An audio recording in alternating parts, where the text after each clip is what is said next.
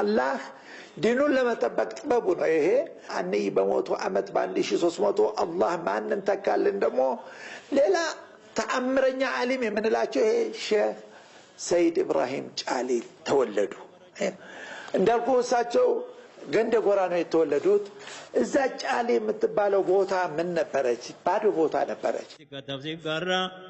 بوجري بغرام تنظم الدرا بنا غرفا مدي برنبر سيدرا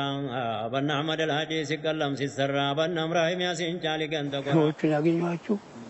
በልጅነት 10 ወደ 10 አመት ነው አግኝቻቸዋለሁ ዝርሽባቸዋለሁ ዘይሪያቸዋለሁ ተጫዲ ወደ ቅብላ ስትዞር ገደል አይደለም ገደሉ በላይ ጆዊሎላ የሚባል አለ ቦታ እዛ ነበሩ አንዲ ቁርአን የሚያቀሩ ሸህ መሐመድ ኡብሪ የሚባሉ የሰውንም ልጅ ሐጂን ለመሐመድ ነጅብን አባት ሐጂን ያቀሩት ናቸው ይሄው ሸህ መሐመድ ኡብሪ ማለት እኔም እዛ ደግሞ መጨረሻ ሄጄ ቀርቼ እዛ ስቀራ ወደ ቤቴ ስመለስ አግሌ እዛ እሳቸው ዘንድ አግሌ ቁርስ አብልተውኝ እንግዲህ ሸኝተውኛል መጀመሪያ እንግዲህ ያገኘሁት እዛ የቀብራው እንግዲህ በጣም ከፍ ያልኩ ጊዜ እንግዲህ ረመዳን እንግዲህ ሀገራችን ቅራአት አይቀራም ትላልቆች ዘንድ ሄዶ ረመዳን ይወጣል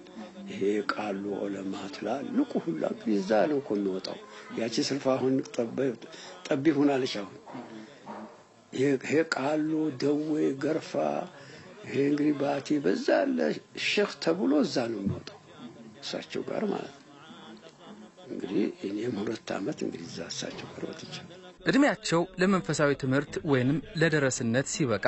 እንደማንኛውም የአካባቢው ሙስሊም ቅዱስ ቁርአንን በመማርና ዕውቀትን ለመገብየት ወደ ዳናና ወደ ተለያዩ እስላማዊ የትምህርትና የስልጠና ማዕከሎች ሄዱ በዚህ ሂደት ውስጥ በጊዜው ከነበሩ ዕውቅ መምህራን ዘንድ መንፈሳዊ ትምህርትን እንደተማሩ ይነገራል እንግዲህ በተለያየ ቦታ ነው የተማሩት ትምህርትን የቀሰሙት ቁርአንን በሼክ ያሲን ቡሽራ ቀሩ ፊቂ ሼክ አብዱል መጂድ ያጎታቸው ልጅ እሳቸው ላይ ቀሩ ጡላብ የሚባለውን ኪታብ ደግሞ እና ፈጥሩ ወሃብ በመሐመድ ኑር في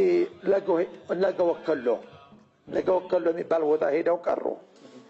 ተፍሲር የቁርአንን ትርጉም ማለት ነው ሼክ መሐመድ ሲራጅ ሰንጋ